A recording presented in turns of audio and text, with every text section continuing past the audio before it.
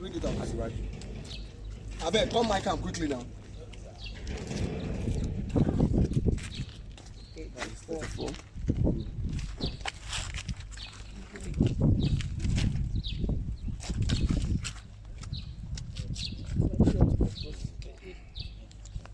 Where's the props? Where's the bag props? The money bag. The naira continued to fall against the dollar. Inflation now at 35%. Nigeria faced the worst reactions in over a decade. Meanwhile, over 20,000 jobs have been lost in the previous sector this quarter.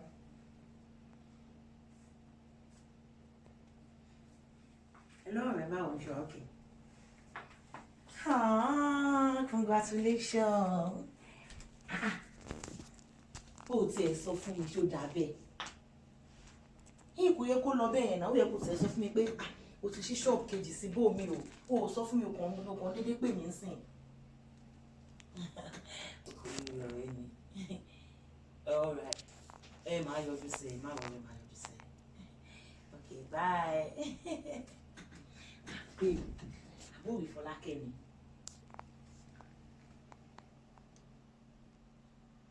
Babe. Oh. Are you okay? I'm okay now. Are you sure? I'm okay now. I'm okay. Èmi àti àṣẹṣe jọ máa Slowly pick up and pick up. No, Action. Ah, congratulations. Oh, le mo bínú mi ṣe dùn ṣá. Ebo ṣó mọ̀ kó fuck up ṣó mọ̀. Ìwọ ètò ṣe máa ṣí shop mi tó ní sọ fún mi. Ó ṣe wá ń pè mí nsìn. Má worry. Èmi náà máa yọjú sí, máa yọjú sí. All right, bye. Ah, ọmọ. Inú mi dùn fún ti mú kẹ́ o. Àní tẹ́ bá rí shop tó ṣẹ̀ṣẹ̀. You're saying something? Babe, are you okay? Oh. I'm okay. I'm okay now. Yeah, all right. What's going on? Tí mo fi wọlé, tí mo fi jókòó. O tí ẹ ṣe bẹ́ẹ̀ ní orí mi. Kí ló ṣẹlẹ̀? Mo dẹ̀ rí ẹ o. O kàn rò bẹ́ẹ̀ ni o. Mo rí ẹ náà. I saw you here. Mo rí ẹ. Babe. Ọkọ mi.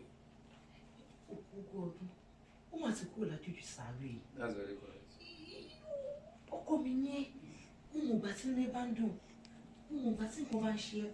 But bí mo ṣe ń wọ yìí. Babe, I'm not happy. What's going on? As what? What's the problem now? Inú mi ò dùn. Ṣé kí ló ṣẹlẹ̀? Kó tó bá ṣẹlẹ̀ gbogbo ni kó sọ fún mi. What's the problem? We'll be fine. Trust me.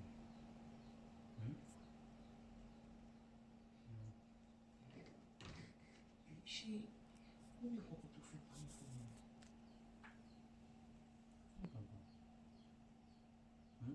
Má jí sọ̀rọ̀. Má wà alright. What's the problem? Just trust me. For next time. Okay. This is one. As she comes, she's still talking. You don't know put it back. You open it back. You walk up and she's there. You know she is. Because she was talking to you with excitement. Where I'm always to your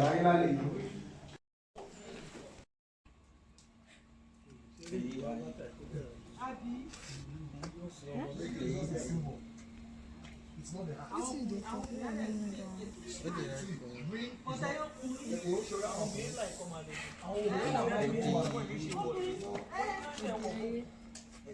and action.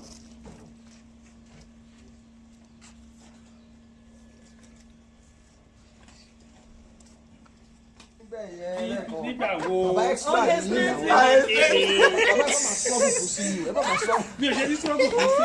Bàbá fẹ́ gba sí yìí o. Director. Bàbá fẹ́ gba sí yìí lórí montage. Láti mú ilẹ̀ kan sí lórí mílíọ̀nù. Tó bá wọ̀n. Ọmọ ẹ̀kọ́ tó ń gbé ẹ̀kọ́ káyọ̀ ṣe máa ṣílẹ̀ fún ẹ̀ ṣe.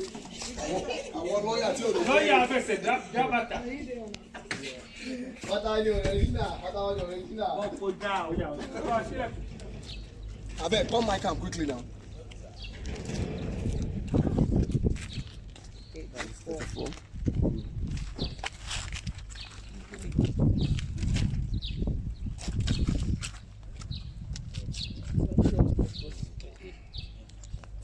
Where's the props? Where's the bad props? The money man. A man does not ask whether the water is from a clean stream or from a muddy water. As in, bóyá odò tó dá ní omi náà, because no banjo. He knows it. So then, so kí ló fa situation yẹn? Okay, scenario yẹn ni pé nǹkan tó ṣẹlẹ̀ ni pé ọ̀rẹ́ best friend ẹ̀ tí wọ́n like ara wọn tí wọ́n love ara wọn gan. Wọ́n á pè é pé ó mọ̀ kọ́ rẹ̀ wọ́n tó wà very disciplined.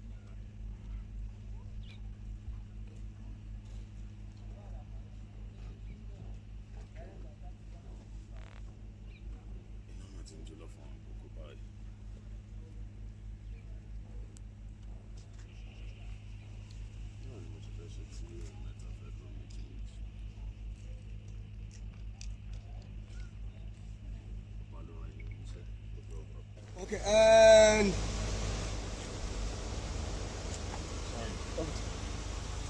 and see, don't go that way. Action. Scared. Telling your husband will be a very, very long step.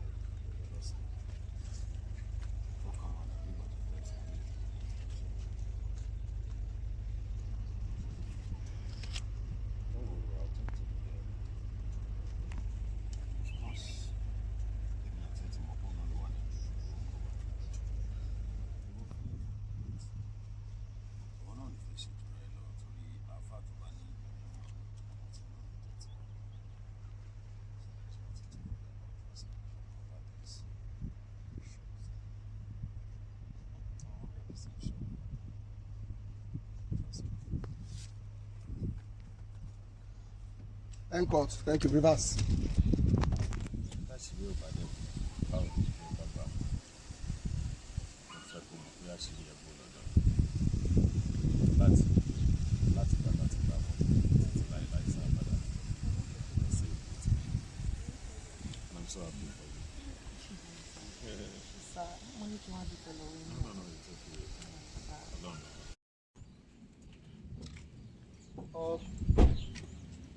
Come on.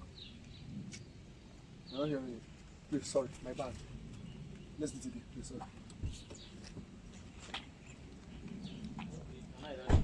Because me, I don't say good so much. Just comes.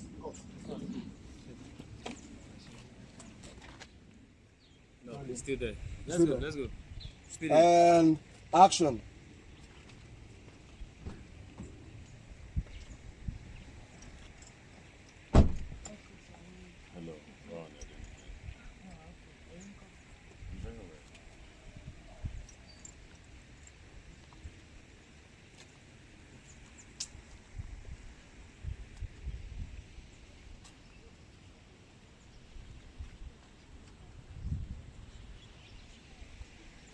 Okay, slate it. No, slate it. Scene 57B, come on wide and medium shots, take one. Officer Abbey. Hey, stop that! Stop it! And Chief Lawson. And action. Yeah.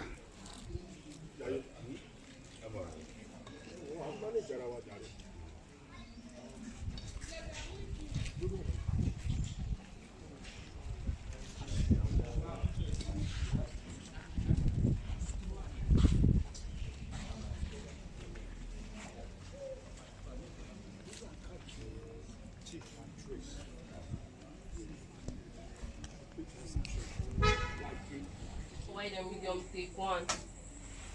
And action. Anyway, nǹkan tí mi kàn sọ ni pé ọmọ kí n gbà mí nǹkan tí a bá lérò ó lè ṣẹlẹ̀. So èèyàn dẹ̀ gbọ́dọ̀ máa ronú, out of the box. Ọ̀dọ̀ máa ń kára burú. Èèyàn gbọ́dọ̀ ní lọ́kàn pé ó yẹ kí èèyàn wá bí èèyàn ṣe lè control rẹ̀. Because nígbà míì àwọn obìnrin wa wọ́n máa ń fọ́ ni o. So understand ọmọ pé ojú tó ti rọ́pò wọn sà tó bá rí swimming pool ó yẹ kó mọ bó ṣe máa wẹ̀. Ìyẹn lèmi kàn sọ pé mi ò ṣe fine, àdúpẹ́ pé ìyàwó gidi lọ́lọ́run fún gbogbo wa, especially ìwọ. Nígbà míì gbọ́dọ̀ tún rò pé ọlọ́mọ ìkara bó kí nǹkan tí a lérò tó bá ṣẹlẹ̀ nǹkan báwo la ìfẹ́ go about it. I don't care. Ìgbọ́dọ̀ máa ṣẹlẹ̀ kó ṣẹlẹ̀, èmi lèmi sọ yẹn. But much so many. The bow is very look at me. The bow is agree. No concern. The new is so many.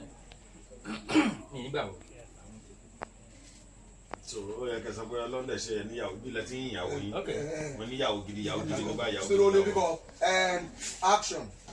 Ìbò tí ní pé wọ́n náà mọ̀ ẹ̀yin náà mọ̀ ìyàwó mi Adéníkẹ́ fine babe kò ń ṣe gbogbo rọ́bìṣì gbogbo ọlọ́run tẹ̀ bless mi kan so gbogbo pàápàá ẹ̀ ń sọ yẹn àdó Níkẹ́ ò lè ṣe àìmí gan mọ̀ gbogbo mọ̀ náà Níkẹ́ ò lè ṣe náà gbogbo mọ̀ náà Níkẹ́ ò lè ṣe náà kò lè ṣe nígbà bẹ́ẹ̀ náà Níkẹ́ ò lè ṣe. She's a good woman. There's no other way because as long as what is shared mama hunting for the rest of my life mama hunt me no ẹni gbogbo ala ní the psychology oníkà tó ní psychology ẹ tèmi. àti ẹ̀dùnkọ́ ló kó ìyàwó tiẹ̀ dà. Thank you o ṣe gan ìwọ náà mọ̀. mo mọ ìyàwó ẹ. ooo Adéníkẹ́ mi ò ṣe gbogbo ọ̀fẹ́ gbogbo ọdún pàlàpàlà sí yẹ she doesn't do it. True. She doesn't do it. Children, come. Children, go. Come.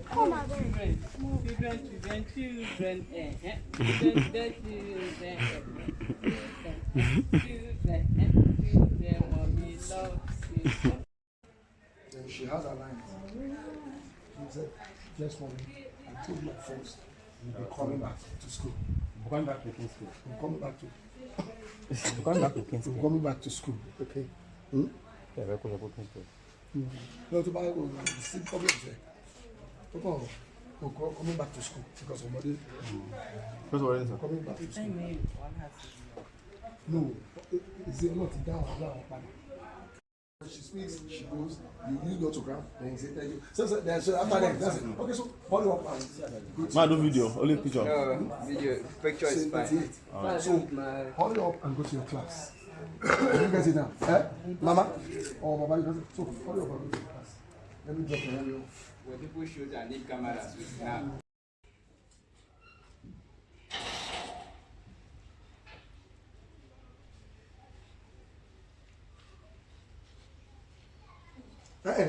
Mo fẹ́ kẹ́ pa ìbẹ̀rẹ̀ mo fẹ́ kẹ́ ṣe láàyè.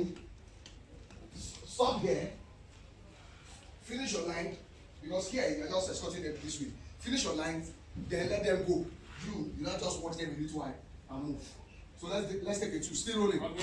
This is where Still rolling. Everything. Then turn it up from the top. Let's go.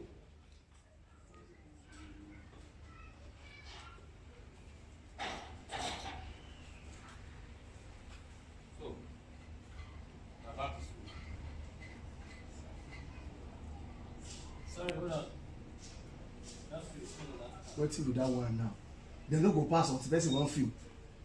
I no hear Okada here since. You don off. She's scared. She's future phobic. In a department anyway. No, be allowed. Okay. Alright. We don't call since now. You okay? Be looking at your mummies while they're talking and action.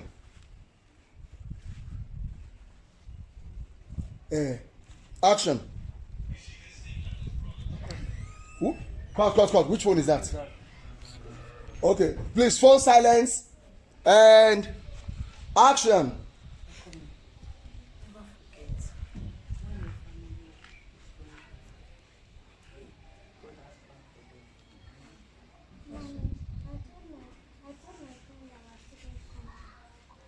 Come. Take your line. Be smooth with your line. Okay, take the line again. And action. Hello, Sam. Sam. Yeah. Yes, I know. I'm just trying to ask the lines when the family is going through fire or a fire. Which one? Go through fire. He's not has you. Okay. He's going through fire. So that's Okay. Sorry. He's going through fire. And action. Sorry. Let's go. Do it again. Smoothing the line again. Why did you lose? Come back to school. Má ṣe wá bí o ti fẹ́ ṣe bí ìyá yẹn lánàá. Come to Basu. Mommy, I told my friend that we're going to come back to school. Finish. That was what you said before. And No, do anything that matters. still rolling. No. I'm good. Still rolling. And action. Mommy, I told my friend that I'm going to come back to school. That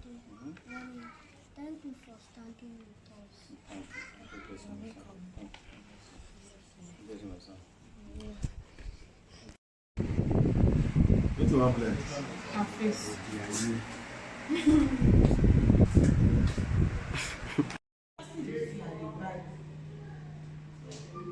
Still only comment. Action. Nínú ìdákẹ́rọ̀ wa, ẹ má jẹ́ ká fi ẹnu wa mọ́. Tí a bá sì lè fi ogbóòlù ìdákẹ́jẹ́ wa, ká máa ṣe aláàbò ọ̀rọ̀ ìdúbàyè. One thing about you, Vera, on this set, I can say she's a very hardworking person, but sometimes she can be on her phone. She also took me a lot of Thank you. No, wait, I thought she said one of the I thought she... So what?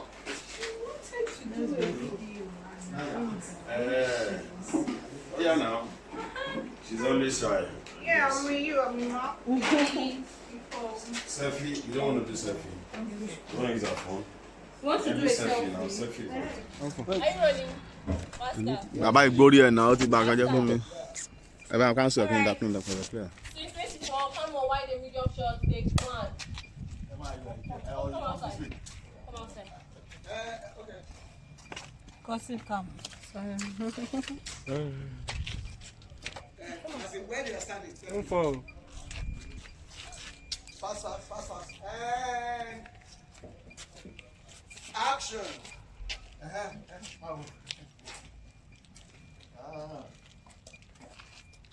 See,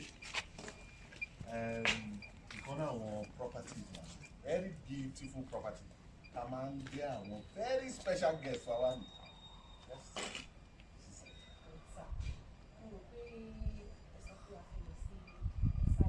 Oh yes, on the side. Tobacco will be on the side. We're going to go at the lunch. After lunch, then you go to the side. So, we can look to the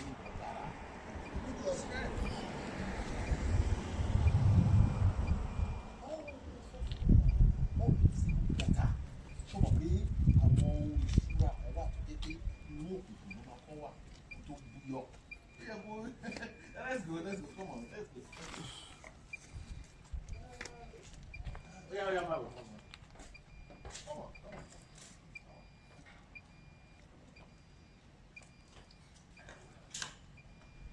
And cut. Sake. Oh, good. Nice. What do you want? I'm a cottage.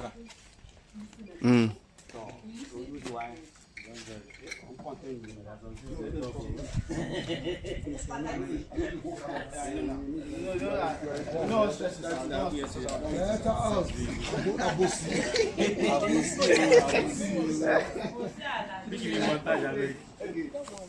That guy we wore yesterday.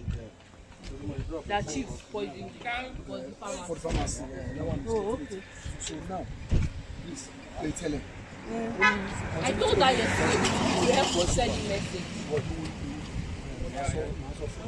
Governor, only voice over. I didn't know when he left yesterday. Hello, Wally.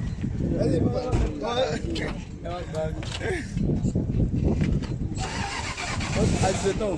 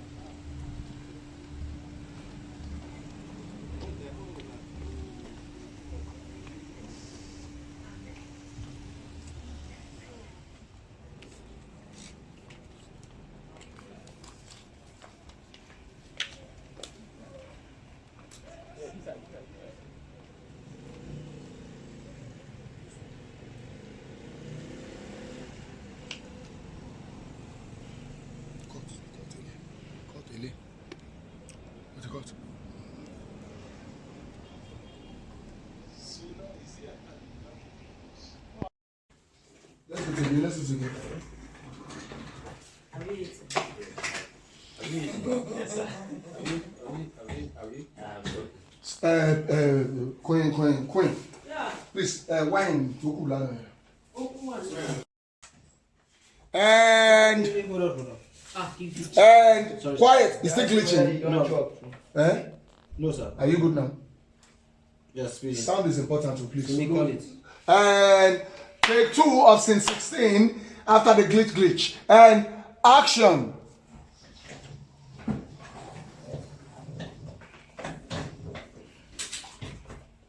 So, Is this our new house? Yes, call me. This is our new house for now. don't worry. Everything be alright, eh? Okay, Daddy. Don't worry. You'll be fine, eh? Okay. Come on, sit. You'll be fine, eh? Oh, where, eh? Eh?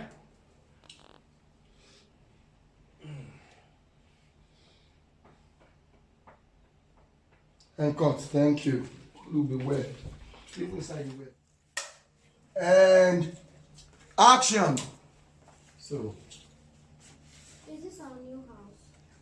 BIS. Take it again. Take it again. Please. Sir. And action. so. Is this our new house? Yes, call me. This is our new house for now. Yes, for now. Okay, Daddy. Yes, for now. Come, sit. I'm alright, eh? And action. Daddy. No. It's from your mommy's line. Action. Ibikíbi tí gbogbo wa yìí tá bá ti wà, ibẹ̀ nílé o. Ṣé ti gbọ́? Yes, I'm very quiet. I'm going to I'm going to hold on. Ọmọ, kí ni mo gbé lẹ́yìn wáyé lọ́la náà? Sorry. God. Let's go. Roll. Still rolling. Pick up. And action. Exactly. You know what I'm saying? Everyone together. Another one. Eat. Eat. I'm going to be fine. And cut. Why are you smiling? I will slap you next time. And action. Daddy. When are we going to go back to our house? Sorry, let's go again. Sorry. Until you talk finish, you deep. Yeah, roll and action. Daddy, when are we going to go back to our house? Sorry, sir. That's simple. Very soon, let's go. It's okay for the child. It's okay. And action. Daddy, when are we going to go back to our house? Mommy, I miss our house. Dad, I miss my car. Ẹ̀yin ọkọ mi, ilé làwa o. Ibi táyé bá ti bá olókùn ló ti ń jẹun. Ṣé ibi tó bu wá bá ti wà? Ibẹ̀ ni ilé o. Exactly. Go on very soon. Don't worry. Eat. It's okay. Eat. I see you smiling. Why are you smiling? You're smiling. Don't smile. I'll slap you. Actor me. What's wrong with you? Oh, yeah, on action. Children of lions.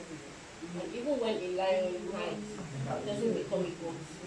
Today you now say, but I saw Shegun yesterday. He said he broke out. Anything blind you see Toby, you use it. Yeah. Say it. But I saw Shegun yesterday. He said we have dropped out of the school. Okay, slate it. Scene 18, come on, 2 shots, take 1. And action. Why can't we go to school again? Kọ́ mi máa padà sí school. Lókun gbà mí, òjò líle gbà mí, máa ń fún láti wá sílẹ̀.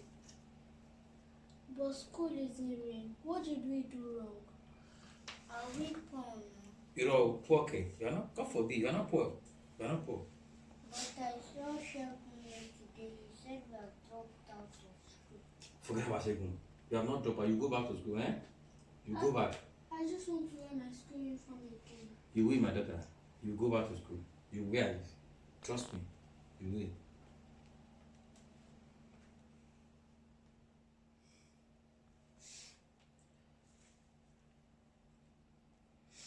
Quiet. Next thing. Let me see it. Let me see the script. This time I was Last time I came I came second. This time I will come first. Yeah, second, Daddy. Daddy, action. Daddy, last time I came second. Okay. This time I'll come first. Ooh, nice one. You too? Oh, nice one. Give me 5. Give me 5. Good one. This is my children, you know? I want me here. That's it, mo. Tọ́tọ́ ni o, irọ́ o. Àwọn ọmọ tèmi lélẹ̀. Yeah, my children. Irọ́ ni o, obìnrin ló bí ọmọ rere o. Àpò ń bẹ o. Well, I agree with you. Father is not to be among you. So, 50-50. Tani mo kọ́kọ́ fẹ́ serve mi báyìí náà. Serve me. Serve tani, irọ́ ọkọ mi.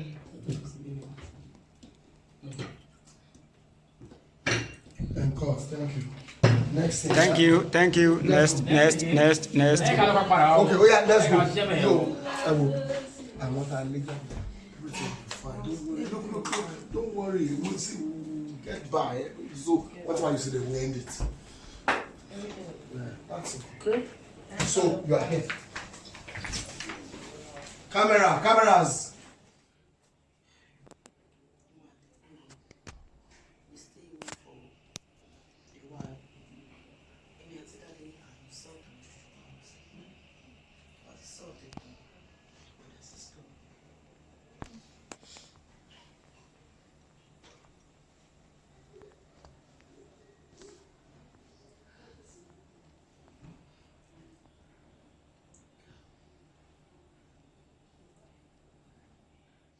Come on, see you take 1. Scene 13, come on, see you take 1. And action. Look at her for some time. Look at the clothes she's folding before you talk. And action. Why are you putting our school uniform away?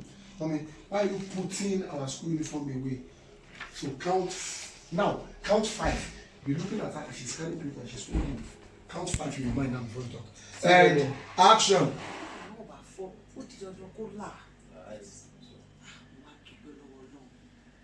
Pẹ̀lú gbogbo ìjì tó jà. Ìjì ayé fi mí lákàlà. Well, let's go. Stop that. I'm going to hold on. Yeah. Slowly pick up. And action. Pẹ̀lú gbogbo ìjì tó jà. Afẹ́fẹ́ fẹ́. Ṣùgbọ́n mo dúpẹ́ lọ́wọ́ náà wípé ìjì ayé ò gbé mi lọ. Kò gbé ọmọ mi lọ, kò gbé ọkọ mi lọ. Ọlọ́run wá gbé wa borí ìjì ayé ọ̀hún. Èṣù wá pòfò lọ́wọ́ rà yìí. Ṣé o ní láti dúpẹ́ lọ́wọ́ mi? Ọlọ́run ọba ní ká máa dúpẹ́ lọ́wọ́ mi. Dúpẹ́ lọ́wọ́ ẹ̀. Ìgbà tó o bá ṣe, wọ́n lè ṣe. Ewo kọ́ mi, etí ká gbàgbé gbogbo yẹn. Ọlọ́run ọba ló lè gbogbo fẹ́ lọ́dọ̀.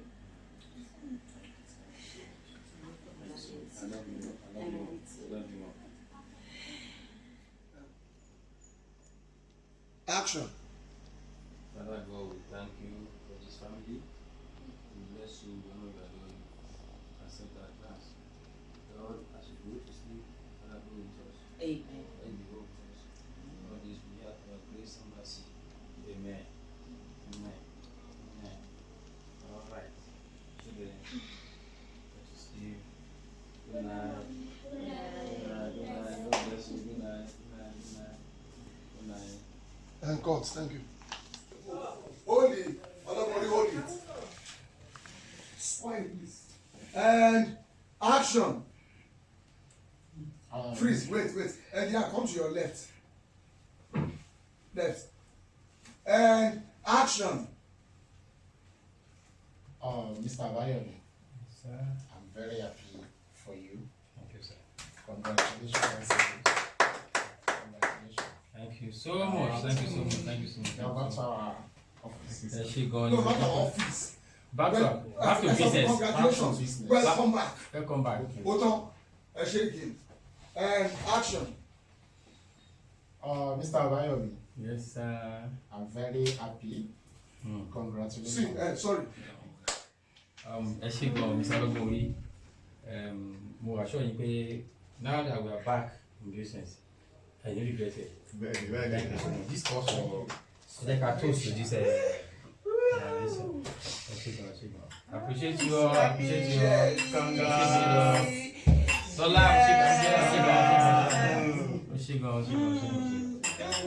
I'm so happy. I'm so happy. Yes, my friend.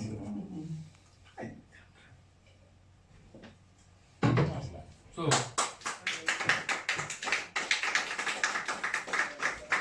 hey, tell me, Pacona. You are looking at the camera, please. Stop you there. You don't shoot now. No, shot in you. That's what it means. Oh, yeah, from the oh, yeah, oh, yeah, rolling and action.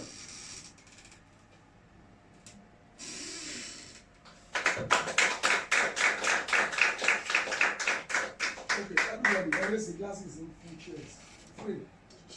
Frame it on the same. No. Hey! Tosin! Cam rolling. And off phones. Off your phones. Off them, please. Off. And action. Àjálù ti bá gbogbo Tosin. Action. Àjálù ti bá gbogbo owó ilẹ̀ Nàìjíríà nítorí wípé náírà kò bá dọ́là dọ́gba mọ́. Bẹ́ẹ̀ sì ni gbogbo nǹkan ló ti gbówó lórí. Ọ̀pọ̀lọpọ̀.